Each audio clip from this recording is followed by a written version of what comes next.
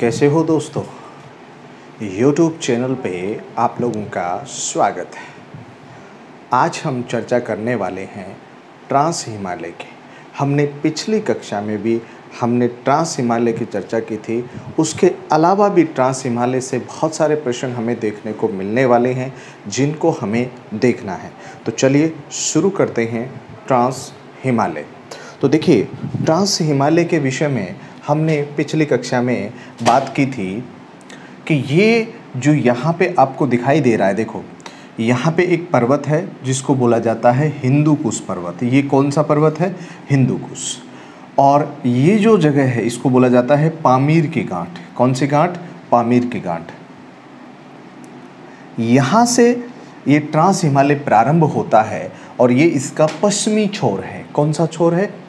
पश्चिमी छोर।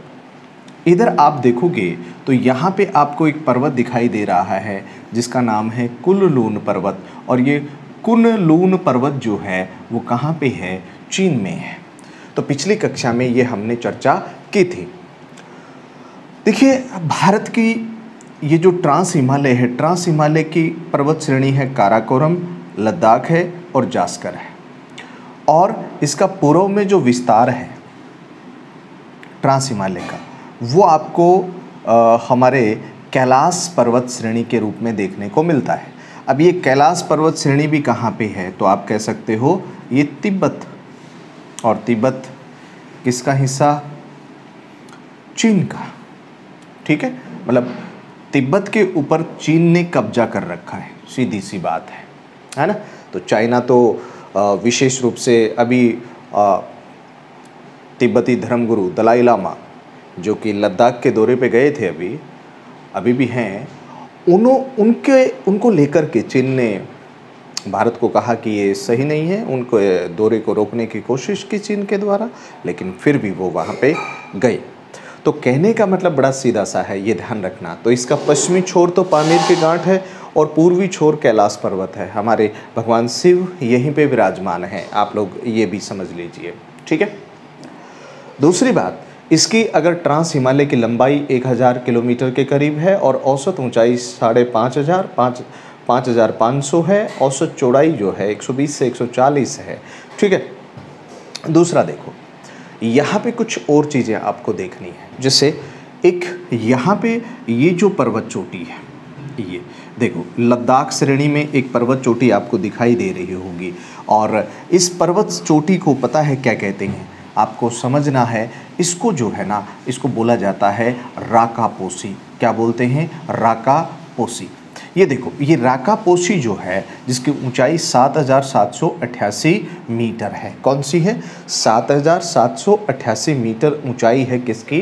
राकापोसी की। तो राकापोसी की सबसे बड़ी जो विशेषता है वो ये है कि राकापोसी जो है वो एक संसार की तीव्र ढाल वाली चोटी है। कैसी चोटी है? संसार की तीव्र ढाल वाली चोटी है जो कि हमें देखने को मिलती है, जिसको हम लोग क्या कहते हैं? राकापोसी कहते हैं, जो कि लद्दाख श्रेणी में है। कौन सी श्रेणी में? लद्दाख श्रेणी में। तो ये प्रश्न भी आपको यहाँ पे समझ लेना है अच्छे तरीके से। दूसरा प्रश्न यहाँ पे क्या है? आपको कुछ और प्रश्नों के बारे में बात करें। देखो, यहाँ पे आपको जो है विशेष रूप से नुब्रा घाटी देखने को यहाँ पे मिलेगी। यहाँ पे ये गलवान वैली मिलेगी। कौन सी वैली? गलवान वैली। देखिए, यहाँ पे भारतीय सैनिक और चीनी सैनिकों के बीच में गलवान घाटी में जो झड़प हुई थी उसमें भारत के 40 सैनिक शहीद हुए थे। इसके अलावा चीन के भी बहुत सारे सैनिक जो है यहाँ पे यूँ समझ लीजिए कि चीन जो है, चीन के बहुत सारे सैनिक यहाँ पे वो भी मारे गए थे। और कहने का मतलब बड़ा सीधा सा है कि चीन ने जो है यहाँ पे अपने सैनिक, कितने सैनिक वहाँ पे मारे गए, उन्होंने ये हमें नहीं बताया दुनिया को। ठीक है। लेकिन फिर भी अगर देखें तो भारतीय बिहार रेजिमेंट के जवान जो थे उन्होंने उनका डट करके सामना किया। और चाइना ने जो है अचानक यहाँ पे चाइना के सैनिकों ने भारतीय सैनिकों के ऊपर हमला किया। तो ये एक प्रश्न आप लोगों के लिए यहाँ पे बन सकता है। यहीं पे आपको नुब्रा घाटी देखने को मिलेगी, गलवान वैली देखने को मिलेगी, है ना। इसके अलावा यहाँ पे जो सबसे अच्छे प्रश्न और क्या बन सकते हैं ट्रांस हिमालय में? तो देखो, यहाँ पे आपको कुछ ग्लेशियर देखने को मिलते हैं। क्या देखने को मिलते हैं? ग्लेशियर। और ग्लेशियर की अगर मैं बात करूँ तो यहाँ पे सबसे बेस्ट अब प्रश्न बनता है सियाचिन ग्लेशियर। कौन सा ग्लेशियर? सियाचिन ग्लेशियर। प्रश्न बन सकता है कि सियाचिन ग्लेशियर जो है भारत में इसका अधिग्रहण कब हुआ? तो आपके सामने बहुत अच्छा प्रश्न ये बन सकता है। देखिए, सियाचिन ग्लेशियर भारतीय वायुसेना ने 1984 में, कब? 1984 में भारतीय वायुसेना ने 1984 में ऑपरेशन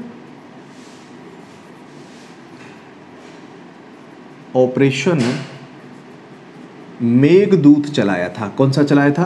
ऑपरेशन मेघदूत चलाया था भारतीय वायुसेना ने। और ऑपरेशन मेघदूत के माध्यम से भारत के सबसे लंबे ग्लेशियर को भारत में अधिग्रहण किया था। ये बहुत बड़ी बात है। 1984 में ऑपरेशन मेघदूत चलाया गया था।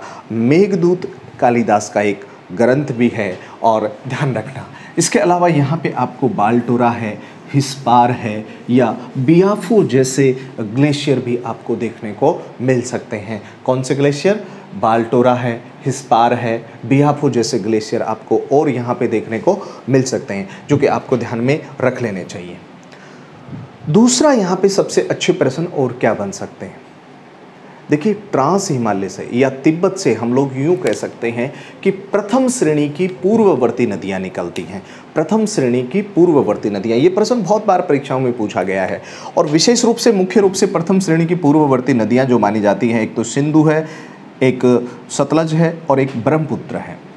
ये प्रथम श्रेणी की पूर्ववर्ती नदियाँ हैं, और इनकी सबसे बड़ी विशेषता यही है कि ये जो नदियां हैं ये हिमालय के उत्थान से पहले ही प्रवाहित हो रही हैं, इसीलिए ये अपने उस पुराने मार्ग से ही प्रवाहित हो रही हैं। हिमालय का उत्थान होता रहा, लेकिन इन्होंने अपना मार्ग चेंज नहीं किया। इसीलिए हम लोग कह सकते हैं कि ये जो प्रथम श्रेणी की नदियाँ हैं, जिसमें सिंधु है, सतलज है, ब्रह्मपुत्र है, बहुत बार परीक्षाओं में यहाँ से प्रश्न पूछा जा चुका है, जो कि आप लोगों को याद होना चाहिए। दूसरा प्रश्न आप देखिए यहाँ पे, सिंधु नदी जो है ये मानसरोवर झील के पास में एक बोखरचू ग्लेशियर है। कौन सा ग्लेशियर है? बोखरचू एक ग्लेशियर है। इस बोखरचू ग्लेशियर से सिंधु नदी निकलती है, और ध्यान रखना ये बुंजी नामक स्थान पर लद्दाख श्रेणी को काटकर भारत में प्रवेश करती है। और भारत में जब ये प्रवेश करती है तो आप देखिए ये लद्दाख और जास्कर के बीच से प्रवाहित हो रही है, और पाकिस्तान में प्रवाहित होते हुए ये जाकर के अरब सागर में मिल जाती है। ये इसकी सबसे बड़ी विशेष बात हो गई। ठीक है, तो ये ध्यान रखना है। दूसरा देखो, ये हमारी जास्कर श्रेणी है ना, इसमें दो महत्वपूर्ण दर्रे आपको देखने को मिलते हैं। एक तो आपको मिलता है बुर्जिल। कौन सा? बुर्जिल। और एक मिलता है जोजिला। तो ये जोजिला और बुर्जिल दर्रे जो हैं वो दोनों कौन सी श्रेणी में देखने को मिलेंगे? तो आपको कहना है जास्कर श्रेणी में देखने को मिलेंगे। कौन सी श्रेणी में देखने को मिलेंगे? तो आपको कहना है ये जास्कर श्रेणी में ये दर्रे आपको देखने को मिलेंगे, जो कि आपको विशेष रूप से क्या रखने हैं? ध्यान में रखने हैं। ठीक है, तो ये अपन कह सकते हैं। दूसरा देखिए, यहाँ पे अगर हम चर्चा करना चाहें अन्य प्रश्नों की, तो आप लोग यूँ कह सकते हो, इसको ट्रांस हिमालय कहते हैं, तिब्बत हिमालय कहते हैं। हाँ, इसको हम लोग ये भी कह देते हैं कि भाई ये यूरेशियन प्लेट का पार्ट है। कौन सा हिमालय? ट्रांस हिमालय। तो ध्यान रखना, स्वेन हेडन ने काराकोरम श्रेणी को उच्च एशिया की रीढ़ कहा है। किसको कहा है? स्वेन हेडन ने काराकोरम श्रेणी को उच्च एशिया की रीढ़ कहा है। और भारत की जो सबसे ऊंची पर्वत चोटी है, जो कि केटू है, केटू भी काराकोरम श्रेणी में है और पीओके में स्थित है, जिसकी ऊंचाई 8611 मीटर है, जो कि आपके ध्यान में रहना चाहिए। ये देखिए यहाँ पे ये जो केटू है ये भारत की सबसे ऊंची पर्वत श्रेणी है, लेकिन ये पीओके में है, ये आपको ध्यान में रख लेना है। वैसे भारत में स्थित भारत की सबसे ऊँची जो पर्वत श्रेणी है उसको हम लोग बोलते हैं, पर्वत चोटी जो है उसको बोलते हैं कंचनजंगा। कौन सी बोलेंगे? कंचनजंगा। तो ऐसे कुछ प्रश्न। और एक और चीज़ ध्यान रखना, यहाँ पे आपको जो है काराकोरम दर्रा भी देखने को मिलेगा। कौन सा दर्रा? काराकोरम दर्रा, जो भारत का सामरिक दृष्टि से बहुत ही महत्वपूर्ण दर्रा है। तो आज के लिए इतना ही। जय हिंद, जय भारत। चैनल को ज़्यादा से ज़्यादा लाइक करें, शेयर करें एंड सब्सक्राइब करें। जय हिंद, जय भारत। और आप लोगों को विशेष रूप से आपके सामने जो टॉपिक हैं वो आते रहेंगे।